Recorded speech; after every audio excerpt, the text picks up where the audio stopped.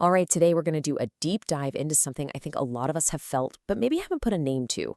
That feeling of just not being able to stand crowds. Let's get right into it.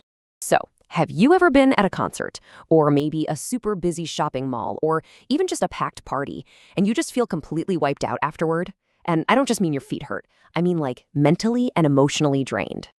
Well, if you're nodding along right now, you are definitely not alone. And the most important thing to know is that it doesn't mean something's wrong with you. Actually, there are very real, very fascinating psychological reasons for it. And that's exactly what we're about to break down.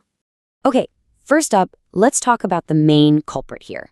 For most people who really don't vibe with crowds, that feeling of just pure overwhelm, it's a real thing. And it has a name, sensory overload. So what even is sensory overload? Well, think of your brain like a computer. It's an incredible processor, but even the best computer has its limits. In a crowd, your brain is just getting slammed with way more data from your eyes, your ears, everything than it can possibly keep up with. And when that happens, it triggers stress. I mean, just think about what your brain is trying to do in a big crowd. It's not just hearing some background noise. No, it's trying to process bits of hundreds of different conversations, track all the constant movement around you, read a sea of shifting facial expressions, all while dealing with people standing way too close. It's an absolute marathon for your mind. No wonder you feel exhausted. And, for some people, this is just way more intense. If you're the kind of person who's naturally a deep thinker, or you're just really observant, your brain is probably hardwired to notice everything. You can't just flip a switch and turn it off. It's automatic. So in a crowd, that amazing superpower of yours can actually feel kind of like a curse. But all that sensory input, that's not the only thing going on. That feeling of being overwhelmed is also tied to this really fundamental human need for personal space. And we're talking about more than just physical space. You know this feeling, right? In a small group, you've got room to breathe, people respect your bubble, the energy is focused, and you can actually connect with someone. But then you step into a large crowd. Suddenly, physical boundaries are just gone. There's this weird emotional static in the air, and most of the interactions feel so shallow. And here's where it gets really wild, especially for people who are more emotionally sensitive. Being in a crowd can feel like you're an emotional sponge in the middle of an ocean. You start absorbing all the stress, the impatience, the excitement of hundreds of other people. You end up carrying around emotions that aren't even yours. Of course, that's draining. Now, this brings us to a really, really huge misunderstanding.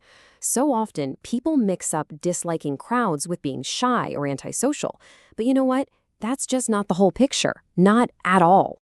And this is so important to get. Hating crowds doesn't mean you hate people. In fact, a lot of the time, it means the exact opposite.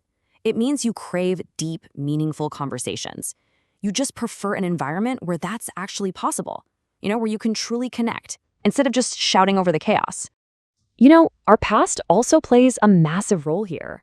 If you've ever had a really bad experience in a crowd, maybe you got lost as a kid, or felt unsafe, or just totally embarrassed, your brain remembers that.